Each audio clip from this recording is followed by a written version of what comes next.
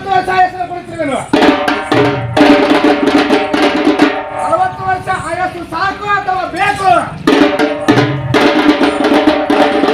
ಪರಮಾತ್ಮನ ಮಾತನ್ನು ಕೇಳಿದಂತ ಈ ಮನುಷ್ಯ ಜನ್ಮವು ಅಂದರೆ ಮಾನವರಾದ ನಾವೆಲ್ಲರೂ ಸಹಿತ ನೀಲಕಂಠ, ಕಪರ್ತಿಲಿ, ಸೂಲಕ, ಪಾಣಿ, ಚಂದ್ರಮೌಳಿ, ಭುಜಗಭೂಷಣ, ಪರತರ ವಸ್ತು, ಪಾರ್ವತೀಶ ಕಾಪಾಡುವ ಭಕ್ತ ಸಲಹಮೂರ್ತಿ